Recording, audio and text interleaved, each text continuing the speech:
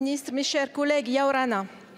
En Polynésie française, le taux de remplacement pour la pension civile des fonctionnaires d'État est de 41% contre 73,8% en Hexagone.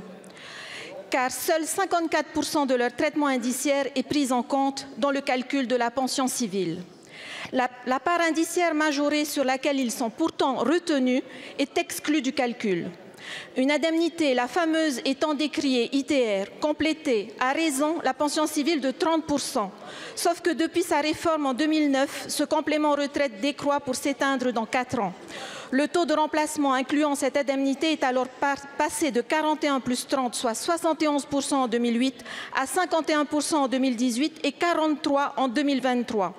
Pour pallier à la disparition de ce complément, le PLF 2024 prévoit la CVR, cotisation volontaire de retraite, une capitalisation de type RAFP qui promet un complément fantastique de 4,4%, soit un taux de remplacement global de 45,4%.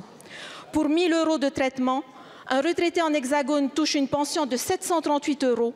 Un retraité polynésien touchera une pension de 410 € et 44 € de complément retraite.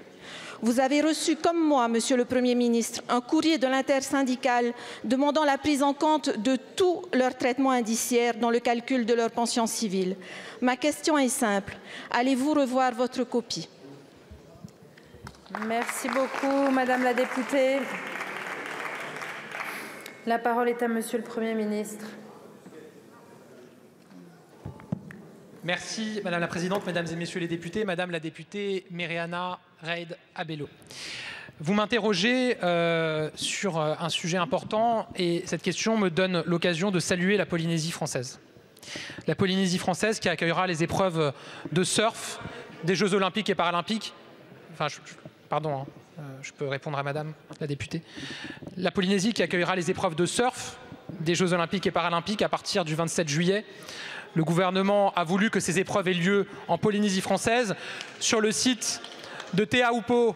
Je comprends que les socialistes fassent une remarque, puisque c'est vrai que Madame Hidalgo avait été visiter le site, on s'en souvient. Ce sera un moment de grande fierté et de fête pour la Polynésie et la France entière.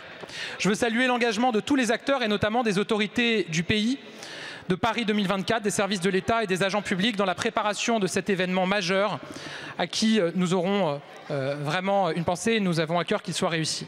S'agissant de l'indemnité temporaire de retraite, l'ITR, sur laquelle vous m'interrogez, je tiens d'abord à vous souligner mon engagement et avant vous, à saluer votre engagement et avant vous celui du président Brotherson, ainsi que celui du député Philippe Dunoyer en Nouvelle-Calédonie, qui ont permis que ce sujet aboutisse 15 ans après la mise en extinction de l'ITR en 2009.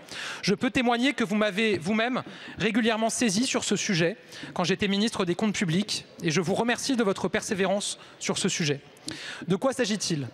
L'ITR est un dispositif de majoration de pension créé après-guerre pour les fonctionnaires de l'État de certains territoires ultramarins, dont la Polynésie française, qui comportait néanmoins de nombreuses limites et il pouvait générer des abus qui étaient unanimement reconnus. Lorsqu'il a été mis en extinction progressive en 2009, le gouvernement avait fait une promesse à l'époque, celle de mettre en place un dispositif alternatif de cotisation pour compenser pour les futurs pensionnés la perte de pouvoir d'achat liée à la fin de l'ITR prévue en 2028. Il a fallu attendre un rapport de Philippe Dunoyer en 2019, puis un engagement du président de la République à Papeete à l'été 2021, pour qu'un comité ITR réunisse enfin les élus des territoires concernés et les partenaires sociaux et se penche sérieusement sur la question. Ce comité s'est réuni à plusieurs reprises en 2022 et en 2023 et ces travaux collectifs nous ont permis de faire émerger une solution que nous avons inscrite dans la loi de finances de 2024 et qui est en train de se déployer sur le terrain. En partant d'un constat simple, si les écarts entre le coût de la vie dans l'Hexagone et les territoires ultramarins sont bien pris en compte pendant la vie active de l'agent grâce à une indexation de la rémunération, ils le sont moins lorsque les agents partent à la retraite, en particulier dans les territoires du Pacifique et à Saint-Pierre-et-Miquelon.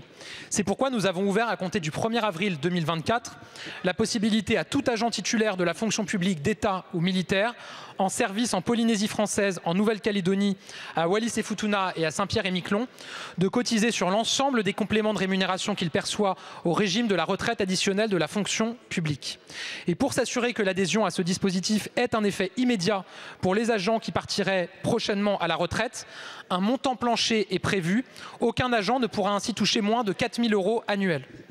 Je rappelle que si nous n'avions pas pris une mesure en PLF 2024, les pensionnés qui seraient partis à compter du 1er janvier auraient perçu un ITR annuel de 3 200 €, puis de 2 400 € en 2025, 1 600 € en 2026, 800 € en 2027, puis plus rien à partir de 2028.